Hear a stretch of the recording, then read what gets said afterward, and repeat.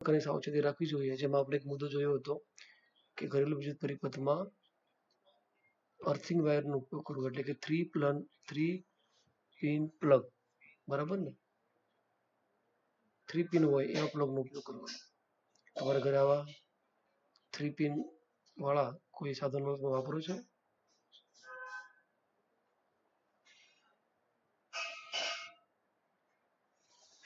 બોલો. Fridge,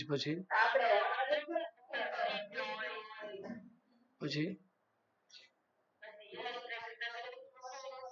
electric સગડી, washing machine, ઇસ્ત્રી, મિક્સર,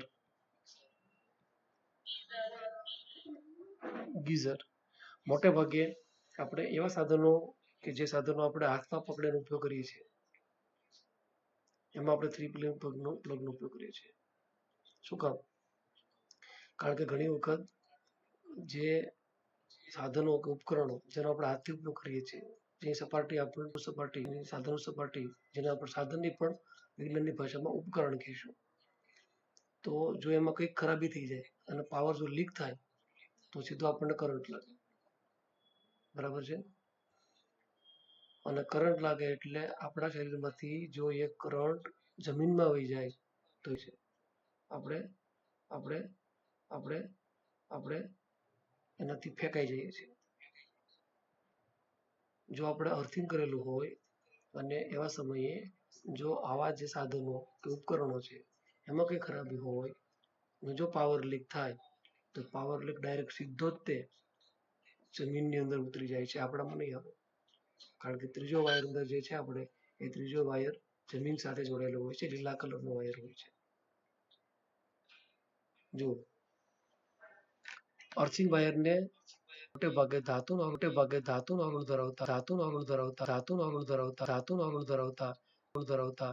ધરાવતા વિદ્યુત સાધનોમાં સુરક્ષાના ઉપાય સંદર્ભે કરવામાં આવે છે. ધાતુનું આવરણ ધરાવતા, જેમ કે ઇસ્ત્રી, ફ્રીજ, મિક્સર વગેરે.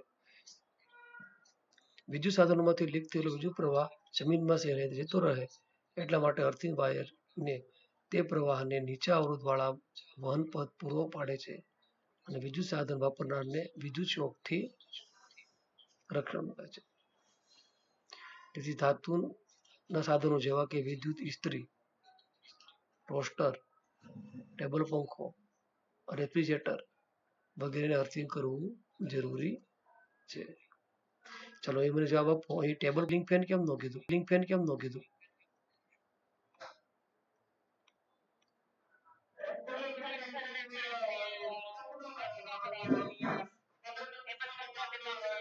સીલિંગ ફેન છે એનો બટન નથી કરતા. ટેબલ ફેનને આપણે ધીમો કરવો હોય, ફૂલ કરવો હોય, અથવા તો ટેબલ ફેનને આપણે દિશા બદલાવી હોય ત્યારે આપણે એને ટચ કરીએ છીએ. તો અર્થિંગ વાયરનું કાર્ય શું છે? શું કાર્ય છે અર્થિંગ વાયરનું? કે સાધનોમાંથી લીક થયેલો વિદ્યુત પ્રવાહ જમીનમાં જતો રહે છે અને સાધનોનો ઉપયોગ કરનાર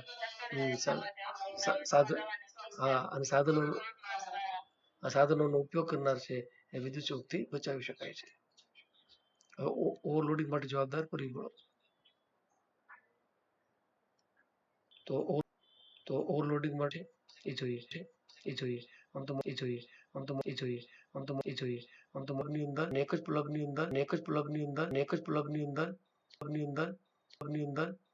અંદર એક કરતા વધુ ઉપકરણોની જોડેલા હોય, પહેલું. અને બીજું છે કે એક જ સમયે એક કરતા વધુ ઉપકરણનો આપણે ઘરમાં ઉપયોગ કરતા હોય. આ બે સંજોગોમાં ઓવરલોડિંગ થાય છે. છેલ્લી પાટી પર બેઠેલા વિદ્યાર્થીને બ્લેકબોર્ડ પરનું લખાણ વાંચતા તકલીફ પડે છે, તો આ વિદ્યાર્થી આંખની કઈ ખામીથી પીડાતો હશે તેવું નિવારણ આકૃતિ સહિત બનાવો.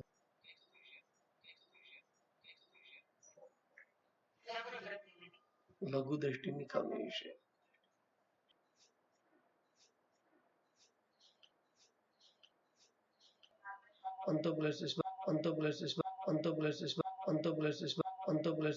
અંતોપ્લાસ્ટિસમાં પહેરવા. પુસ્તકમાં છાપેલા અક્ષર વાંચી શકે છે, પણ 30 ફૂટ દૂર ઉભેલી કારની નંબર પ્લેટ વાંચી શકતો નથી. તો કઈ ખામી હશે? અથવા કે લઘુ દ્રષ્ટિની નિવારવાના કારણો નિવારવાના ઉપાયો જણાવો. એ પ્રશ્ન આપણે આવતીકાલે અભ્યાસ કરીશું.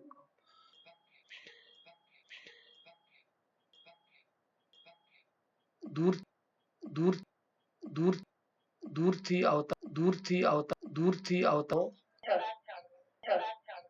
લઘુ લઘુ લઘુ લઘુ લઘુ લઘુ લઘુ લઘુ દ્રષ્ટિ છે એટલે આગળ આવશે.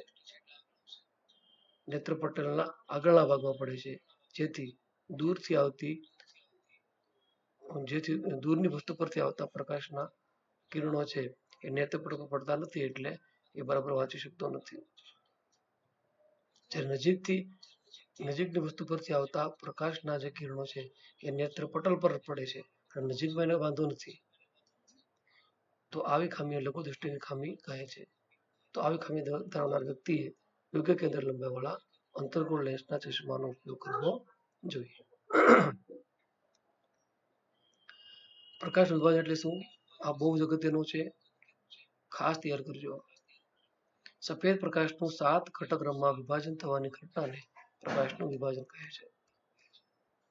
અગાઉ તમે ખૂબ સારી રીતે શીખી ગયા છો. પ્રિઝમ છે, પ્રકાશ સફેદ આવે છે, 7 પટ્ટા પડે છે. લેવાનું ચેર પુઠાને લેવાનું ચેર પુઠાને લેવાનું ચેર પુઠાને લેવાનું ચેર પુઠાને લેવાનું ચેર પુઠાને લેવાનું ચેર પુઠાને લેવાનું ચેર પુઠાને લેવાનું ચેર પુઠાને લેવાનું ચેર પુઠાને નાનું છિદ્ર અથવા તો સાંકડી ફાટ બનાવેલી છે. હવે સાંકડી ફાટ પર સૂર્યપ્રકાશ પડવા દો, પરિણામે સફેદ પ્રકાશનું એક જ કિરણ મળશે, કિરણપુંજ.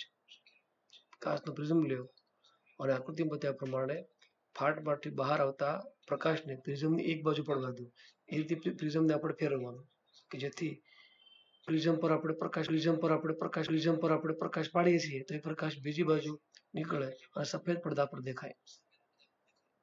આમ કરવાથી સફેદ પડદા પર 7 રંગનો પટ્ટો જોવા મળે. આ 7 રંગનો પટ્ટો સૌથી ઉપર જાંબલી, સૌથી નીચે સૌથી ઉપર રાતો હોય છે, જેમાં રાતાનો પટ્ટો સૌથી ઉપર, કારણ કે જાની વાલી પીનારા આપણે નીચેથી શરૂ કરવાનું છે, લખવાનું નીચેથી શરૂ કરવાનું છે. સૌથી ઉપર રાતા રંગનો પટ્ટો, સૌથી નીચે જાંબલી રંગનો પટ્ટો હોય છે. આનું કારણ શું છે? કારણ કે સફેદ પ્રકાશ છે 7 રંગનો બનેલો છે. એ તરંગ લંબાઈ જુદી જુદી છે. પરિણામે કાચના પ્રિઝમમાં દરેક રંગના પ્રકાશની ઝડપ પણ જુદી જુદી હોય છે, તેથી વિચલન પણ જુદું જુદું અનુભવે છે. તો તરંગ લંબાઈ જુદી છે એટલે પ્રિઝમમાં દરેક પ્રકાશ ઝડપ જુદી જુદી છે, વિચલન પણ જુદું જુદું છે.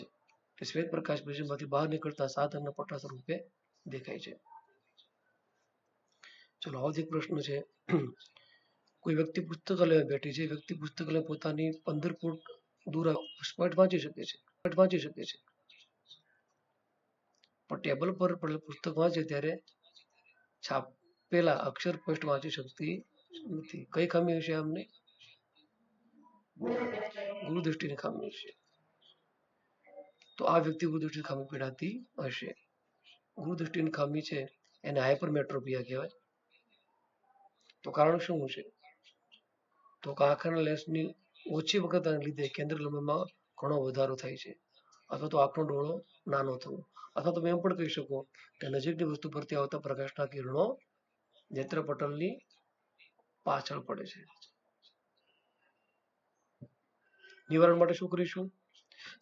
આવી વ્યક્તિ યોગ્ય કેન્દ્ર લંબાઈવાળા બહિર્ગોળ લેન્સના ચશ્મા પહેરવા જોઈએ, જેનાથી સામાન્ય નજીક બિંદુથી આવતા પ્રકાશના કિરણો બહિર્ગોળ લેન્સ દ્વારા કેન્દ્રિત થાય અને નજીકની વસ્તુ સ્પષ્ટ દેખાય છે. આવી આકૃતિ આવશે તો એ આકૃતિ તમે યાદ રાખજો, પ્રેક્ટિસ કરજો. બરાબર, બહિર્ગોળ લેન્સ છે, એમની આંખ છે, ની આકૃતિ દોરજો જ તે. આમ તો લખેલું હોય છે તે, પણ 4 માર્કનો પ્રશ્ન હોય તો આકૃતિ આપણે દોરવાની જ તે. 2 માર્ક્સની જરૂર નથી, પણ 3 માર્ક 4 માર્ક દોરવાની. ચાલો, પછી પ્રશ્ન છે. પ્રેક્ષાને પોતાની આંખની ખામી દૂર કરવા માઇનસ ચશ્મા જરૂર પડે છે. માઇનસ નંબર છે, તો કયા પ્રકારની ખામી છે દૂર કરવા માટે અથવા તો લેન્સનો પ્રકાર જણાવો. આંખમાં આ ખામી ઉત્પન્ન થવાનું કારણ જણાવો. અને ચશ્માનો લેન્સ કેટલી કેન્દ્ર લંબાઈનો હશે? તો માઇનસ છે એટલે કે દૂરના નંબર છે, એટલે લઘુ દ્રષ્ટિની ખામી છે. આ ખામી દૂર કરવા માટે અંતર્ગોળ ચશ્મા વાપરવાના. આંખની લઘુ દ્રષ્ટિની ખામી તેના આંખના લેન્સની વક્રતા વધારે હોવાથી, વક્રતા વધારે એટલે વધુ વક્ર થઈ જાય છે, અથવા તો નેત્રપટલ અને આંખના લેન્સ એની વચ્ચેનું અંતર વધારે છે, તો એટલા માટે ઉત્પન્ન થાય છે. અને એની કેન્દ્ર લંબાઈ થશે -50. ચલો, ત્યાર પછી પ્રશ્ન છે વાતાવરણીય વક્રીભવન એટલે શું? સંક્ષિપ્તમાં સમજાવો. આપણે ખૂબ સારી રીતે ભણ્યા છે. વક્રીભવન એટલે શું? પ્રકાશના કિરણને વાંકા વળવાની ઘટનાને. સૂર્ય આપણાથી ખૂબ જ દૂર છે, તારાઓ આપણાથી ખૂબ જ દૂર છે, જેને કારણે સૂર્યના તારામાંથી આવતા પ્રકાશના કિરણો વાતાવરણના અનેક સ્તરમાંથી પસાર થાય છે, અને ત્યારે આ કિરણો છે એ વંકાય છે, જેથી વક્રીભવન, જે ઘટના વક્રીભવન કહે છે. તો પૃથ્વીના વાતાવરણમાંથી પસાર થતા પ્રકાશનું વાંકા વળવાની ઘટનાને વાતાવરણ વક્રીભવન કહે છે. પૃથ્વીની આસપાસ આવેલા હવાના સ્તરને વાતાવરણ કહે છે. વાતાવરણમાં હવાની ઘનતા દરેક જગ્યાએ સમાન હોતી નથી. ગરમ હવા તેની ઉપર રહેલી ઠંડી હવા કરતાં પાતળી હોય છે. પૃથ્વી નજીક કેવી હવા હોય છે? બોલો. પૃથ્વી નજીક જમીનની આજુબાજુમાં હવા કેવી હોય છે? ગરમ કે ઠંડી? ખોટી વાત છે, ગરમ હોય છે. જેમ જેમ ઉપર જઈએ એમ હવા ઠંડી બને છે. અને પ્રકાશના કિરણો છે એ સૂર્યમાંથી પૃથ્વી તરફ આવે ત્યારે ઠંડા સ્તરમાંથી ગરમ સ્તર સુધી આવે છે. તો ગરમ હવા એ તેની ઉપર ઠંડી હવા કરતાં વધુ પાતળી હોય છે. સામાન્ય રીતે પૃથ્વી સપાટી પર હવાની ઘનતા સૌથી વધુ હોય છે. જેમ જેમ ઉપર જઈએ એમ હવાની ઘનતા ઘટી જાય એટલે હવા પાતળી બનતી જાય છે. હવાનું વક્રીભવનાંક તેની ઘનતા પર આધાર રાખે છે. જેથી હવાની ઘનતા ઓછી તેમ વક્રીભવનાંક પણ ઓછો. ઘનતા ઓછી એટલે પૃથ્વીની આસપાસ વધુ હવા છે એટલે વક્રીભવનાંક વધુ છે. આમ પૃથ્વીના ઉપરના સ્તરો નીચેના સ્તરો સાપેક્ષે વધુ પાતળા હોય છે. તો વાતાવરણીય વક્રીભવનાંક. આ અગત્યનો પ્રશ્ન છે. ઉત્સર્જન એટલે શું? મનુષ્યના ઉત્સર્જન આકૃતિ સમજાવો. બહુ ઈઝી પ્રશ્ન છે, અગત્યનો પ્રશ્ન છે. આ પ્રશ્ન ઓઝોન વાળો કરજો.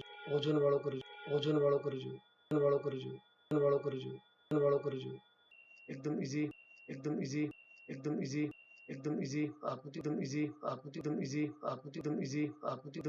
આકૃતિ પણ છે.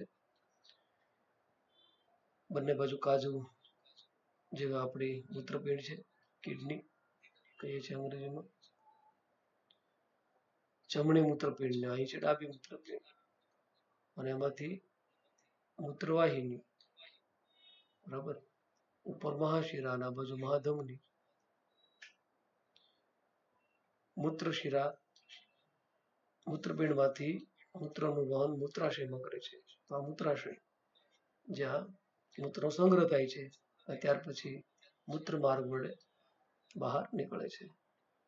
તો જો પ્રાણી શરીરમાંથી નાઇટ્રોજનયુક્ત હાનિકારક ઉત્સર્ગ દ્રવ્યોનો નિકાલ કરવાની જૈવિક પ્રક્રિયાને ઉત્સર્જન કહે છે. તો કેવા દ્રવ્યો છે? નાઇટ્રોજનયુક્ત. અને પાછા કેવા છે? હાનિકારક. પ્રાણી શરીરમાંથી નાઇટ્રોજનયુક્ત હાનિકારક ઉત્સર્ગ દ્રવ્યો નિકાલ કરવાની જૈવિક પ્રક્રિયા કહે છે. તો મનુષ્ય ઉત્સર્જન તંત્ર એમાં શું હોય છે? તો એક જોડ મૂત્રપિંડ, એક જોડ મૂત્રવાહિની, મૂત્રાશય અને મૂત્રમાર્ગ. ત્યાં પાંચ જોડ નહીં લખતા, એ એક જ છે. મૂત્રપિંડ જોડમાં છે, મૂત્રવાહિની જોડમાં છે, મૂત્રાશય અને મૂત્રમાર્ગ. મૂત્રપિંડ ક્યાં હોય છે?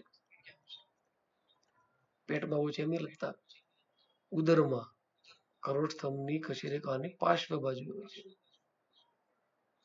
મૂત્રપિંડમાં પાયારૂપ ગાળણ એકમ મૂત્રપિંડ નલિકા છે.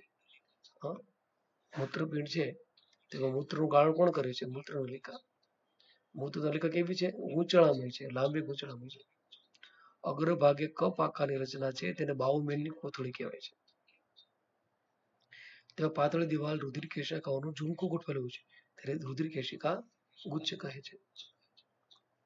મૂત્રપિંડમાં રુધિરમાંથી ગાળણ દ્વારા નાઇટ્રોજન ઉત્સર્જક દ્રવ્યો યુરિયા, યુરિક એસિડ અલગ પડે છે અને મૂત્રનું નિર્માણ થાય છે. તો મૂત્રનું નિર્માણ ક્યાં થાય છે? મૂત્રપિંડમાં. મૂત્રપિંડમાં શું હોય છે? મૂત્રપિંડ નલિકા કેવી હોય છે? ગૂંચળાની હોય છે. આગલો ભાગ શું કહેવાય? બાઉમેનની કોથળી કહે છે. અને દિવાલ રુધિર કેશિકાઓનું ઝુમખું ગોઠવાયેલું હોય છે.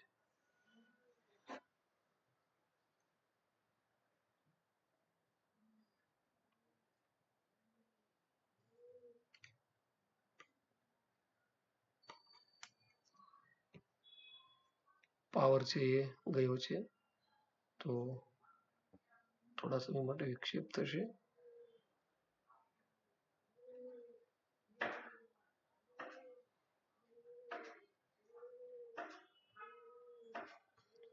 જોડાઈ ગયા છીએ આપણે.